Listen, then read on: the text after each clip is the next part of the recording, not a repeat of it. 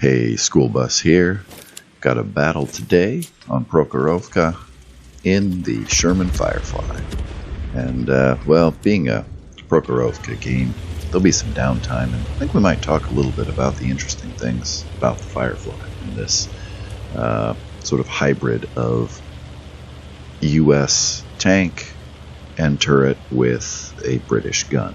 And the combination, though some difficulties making it happen, was a pretty good combination. So first off here, I'm playing with my tank bros, Goose and Tow Truck, and Goose moves up to get some early lights. And did you just see that snapshot? I discovered during this game or solidified during this game, the fact that the Firefly has pretty good snapshot characteristics. It's almost Russian in the way that it works. But got this guy tracked, and surprisingly, no one else deletes him before I'm able to finish him off here. So that was a great start to this game. So Goose goes for the low bush, which is probably a good move, because if he had been aggressive there, he might have gotten lit and in big trouble going high. Now, I was going to set up in kind of a TD spot, and then once I head back here, I realized, oh, there's 3 of us heading here. So then I thought it'd be funny if we all just stacked on top of each other. Then we had our laugh, and then I moved on, because that would be silly and stupid to stay there. Unfortunately, the SU-100 makes a comment now encouraging Goose to get more aggressive and move up. And, well, if you've seen games with Goose and I playing, we're plenty aggressive to begin with. You don't need to prod us on. And, well, he goes up and he'll get some lights right about now. Nope. Right. There's a T-37 there somewhere. Where is he? There. The problem is he proxy spots him. And, unfortunately, I fire just in time to get lit, but not in time to actually do any damage. I'm panicking right now, but Goose is now dead, and I managed to get out of here without getting shot. But I think it's because the enemy was much more focused on Goose. A, he was a light tank, and B, he was closer. So the Firefly, you can see from the outside some unique characteristics to it that give a bit of an indication to some of the modifications that were needed to fit the large 17-pounder gun onto the Sherman, and particularly inside of the Sherman's turret, which wasn't as long as what the British turrets were. And the length issue is because the 17-pounder had 1 meter or 3 feet of recoil, and that is a lot of space that gets taken up in the turret. And the problem in the Sherman was, in the back of the turret was where they located the radio equipment. Well, you can't you can't get rid of your radio equipment. So what they did was they cut the back out of the turret, and then they welded on that box structure that you see. So that box on the back of this turret isn't just like a storage box that's accessible outside of the tank or a location for storing ammunition. It's actually where the radio got relocated. You can see the antennas and everything right there around it as well.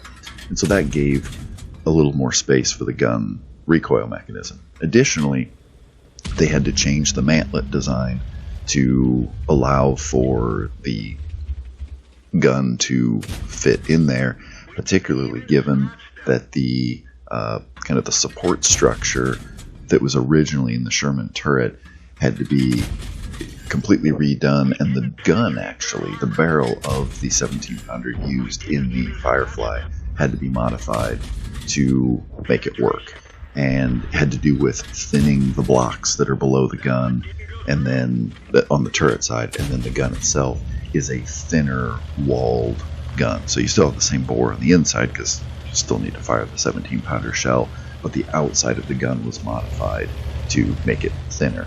So from a production standpoint, the 17-pounder guns manufactured for Fireflies were different than the ones with the Challengers. Now, and anything else actually that used the 17-pounder. Now, the Challenger, when you look at the tech tree, you would think that the Firefly and the way that you can move from that tech tree over into the TDs was some sort of a wargaming add-on sort of thing. Well, we got to make this work, boys, so let's do this.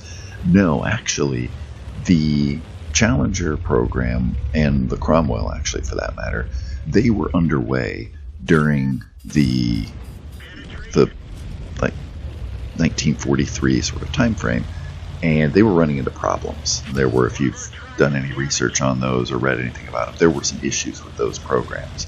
And oh wait, check out this snapshot right here. That was good. Because those programs were running behind, there became an increasing need of getting something out there. And so a couple of guys got together, senior-ish ranking guys got together and said, you know, what if we just retrofitted a Sherman with a 17-pounder gun? And that basically led the Firefly to being a stopgap, waiting for the Challenger to be available. And so it makes perfect sense that your Tier 6 tank in World of Tanks would be the Firefly, which would then lead to Tier 7 with the Challenger, both sporting the 17-pounder gun. So I kind of talked over the top of most of this game. I didn't really mean to, but there wasn't a whole lot of commentary to do. I imagine you're watching what's going on in the game, and you're learning a little bit about the history of the tank at the same time. But it was a landslide victory, and you know, actually, contrary to what I said at the beginning, this was a pretty fast Prokhorovka game. Going to the post-game stats, obviously Ace Tanker, as the title of the video would indicate. Nothing too terribly remarkable, but just a good, solid game in this tank. And I'm very pleased with it. Anybody questioning whether to go down this line, my tank bros tell me that the other tiers above this, 7, 8, and 9, are great, and I'm finding Tier 6 to be rather enjoyable. So thanks for watching this video. If you enjoyed it, give it a like. And if you're liking the content on this channel, please hit that subscribe button. Your subscriptions, your likes, your comments, they're what keep me motivated and keep me moving forward. And particularly your comments help kind of steer me in the direction of what content do I focus on versus things that maybe once in a blue moon I throw out there. So have a great day. Thanks for watching.